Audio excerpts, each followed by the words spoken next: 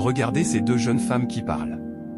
L'une d'elles dit à sa copine, « Ma chère, je pars en voyage la semaine prochaine et je vais m'absenter pendant 2 semaines. Est-ce que ce ne sera pas trop cher? Que ferai-je maintenant?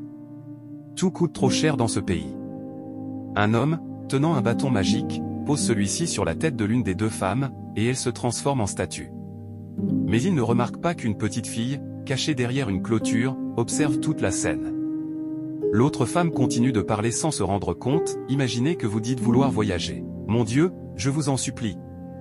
Mais nous sommes venus ici ensemble maintenant. » Tout à coup, elle se retourne, ne voit plus sa copine, et s'exclame, « Oh, mon Dieu!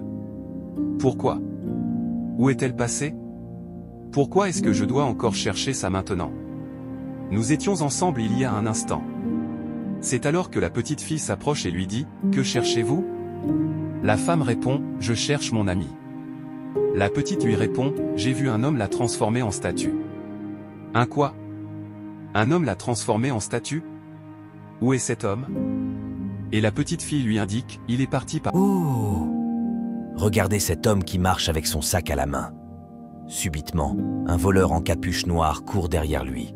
Ce voleur prend le sac de l'homme et s'enfuit en courant. L'homme se met alors à le poursuivre. Soudain, le voleur disparaît en se transformant en sable au sol. L'homme s'arrête, regarde le sable, puis scrute autour de lui, pensant peut-être que le voleur est encore dans les parages. Un autre homme, assis sous un arbre, observe toute la scène avec stupéfaction. Lui aussi fixe le sable laissé derrière par le voleur, bouche bée. L'homme qui s'est fait voler son sac regarde autour de lui, désemparé. Il finit par sortir son téléphone pour appeler la police. Mais tout à coup, le voleur réapparaît, surgissant d'un tas de sable près d'une maison. Le vieil homme sous l'arbre suit toujours la scène attentivement. Le voleur ouvre le sac et découvre de l'argent à l'intérieur. Ravi, il entre rapidement dans la maison près du tas de sable. Après que le voleur a quitté la maison, il se dirige vers le tas de sable devant la maison, prend une poignée de sable et l'étale sur son corps. Mais le vieux, assis sous l'arbre, observe tout ce que le voleur fait. Ce dernier continue son chemin vers l'homme qu'il avait déjà volé, sac en main. Il passe par derrière et lui arrache le téléphone qu'il utilisait pour appeler la police. Ensuite, il répète le même geste qu'auparavant.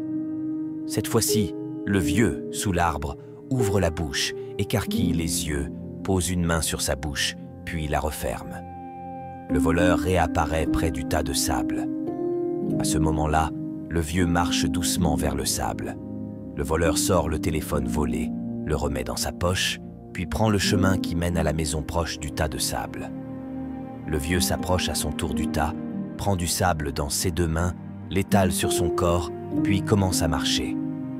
Il aperçoit un policier en train de passer un appel et lui arrache le téléphone par derrière. Le policier se retourne et voit le vieux en train de se transformer en un tas de sable au sol.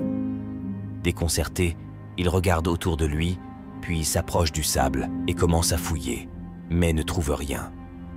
Un ouvrier arrive avec un seau à la main, s'approche du tas de sable, en prend une poignée et retourne à la maison en construction. Le vieux réapparaît alors, et de l'eau commence à couler de sa bouche. Le policier le remarque et se lance à sa poursuite. Malgré ses efforts pour fuir, le vieux est rattrapé par le policier, qui récupère son téléphone dans sa poche. Abonnez-vous pour ne pas manquer les prochaines vidéos.